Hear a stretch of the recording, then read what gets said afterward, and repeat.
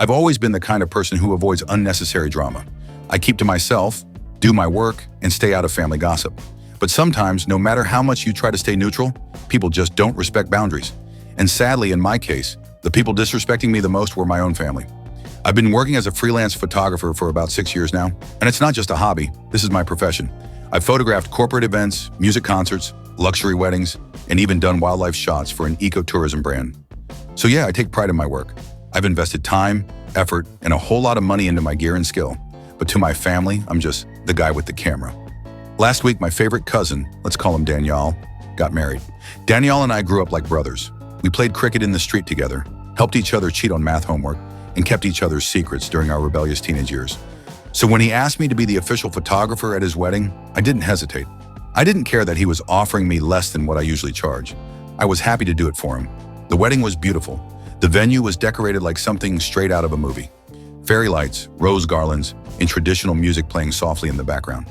I was excited to be behind the camera, capturing memories for someone I cared about. Things went well during the initial shoot. The wedding party photos were smooth. Everyone followed instructions, smiled at the right time, posed gracefully. I got some amazing shots, ones that I knew would make it to framed walls and Instagram stories for months. But everything started to fall apart during the family photos. As soon as it was time for extended family members to take their group pictures with the couple, chaos broke loose. People were milling around, talking loudly, checking their phones, fixing their outfits. But no one was listening. Every time I tried to get them to focus on the camera, someone would be looking the other way or laughing with another relative. I remained patient. I'm used to dealing with crowds. I politely said, "Excuse me, everyone. If you could please look toward the big black camera on the tripod. Thank you." And that's when I heard it. "Oh, stop being such a smart ass. We know what a camera is." I froze for a second. That came from my aunt, my mom's elder sister, who's known for her sharp tongue and lack of filter. A few people chuckled. Others ignored it. I gave a weak smile and moved on, but I felt something crack inside me. I tried again. "If everyone could just give me a few seconds of attention, I promise we'll be done quickly." Another voice. "We don't need a lecture. Just take the picture." I'm not a confrontational guy, but at that moment, the years of being treated like just the guy with a camera by my own family started boiling up.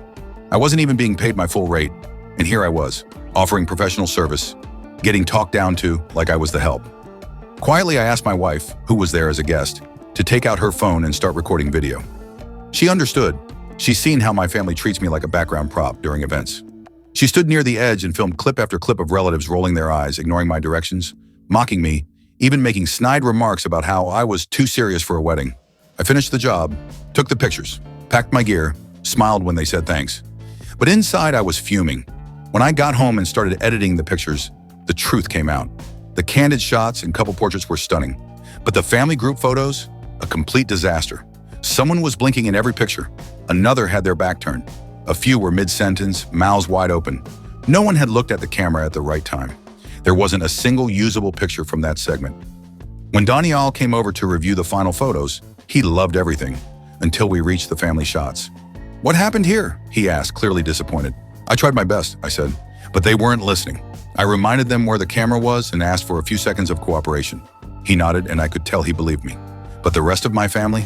That was a different story altogether. The fallout started with a phone call from my mother. "Beta, your Kala is very upset. She says the family photos are terrible. Did you not take them properly?" I explained everything. Told her how rude everyone was, how they weren't paying attention, how I tried politely to get them to cooperate. "You should have waited until they were ready," she said. "I waited multiple times," I replied. "I'm not a magician." They refused to listen. But word was already spreading. My aunt called my father and told him I was lazy and unprofessional. My uncle chimed in, claiming I ruined Danielle's wedding. One cousin even messaged me directly on WhatsApp saying I should have told them nicely instead of showing off. That was the last straw. I went online and posted a few of the video clips my wife had recorded. I didn't add any names. I didn't even tag anyone. I simply uploaded them with sarcastic captions like, "Me, please look at the camera." "Them, let's talk about samosas and cricket scores." Or, "How not to act during family wedding photos 101. It didn't take long before the comments started rolling in. Strangers were laughing at the chaos. Other photographers messaged me saying, "Dude, I've been there." A few friends commented things like, "They deserved it," and "This is why I charge double for family events." Within 2 days, the videos had gone mini-viral in my local circle. My followers grew. So did the backlash from family. My mother called me again, furious. What are you trying to prove? Why would you embarrass us like this in public? I calmly said, maybe now you'll understand how it feels when your own family disrespects you in public. They had painted me as the villain, the lazy cousin, the unprofessional photographer. All I did was hold up a mirror. Danielle, to his credit, messaged me privately and said, "Bro, you were right. I watched the clips. I wish I had backed you up when it happened, but I'm sorry.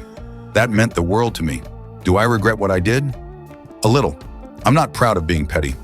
But after years of being talked down to, brushed aside, and treated like I didn't matter, I snapped.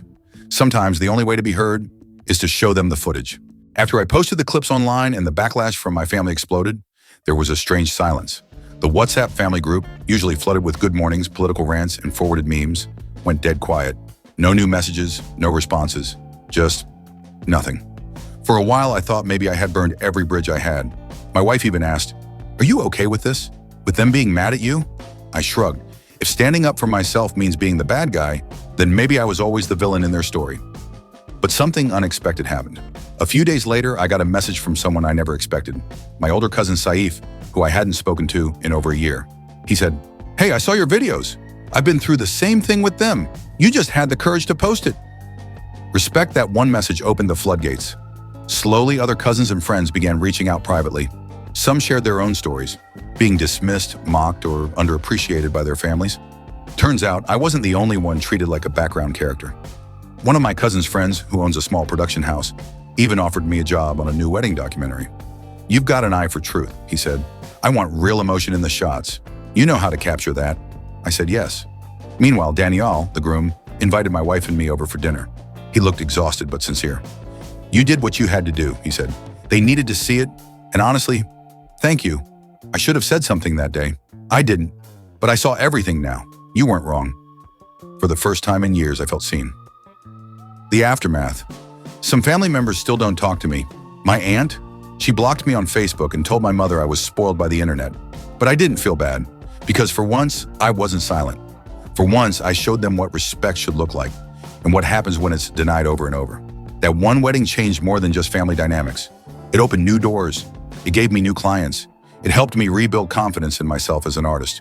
Not just someone they could call last minute for free pictures. Sometimes you don't need to yell to make your point. Sometimes you just have to press record. Ha!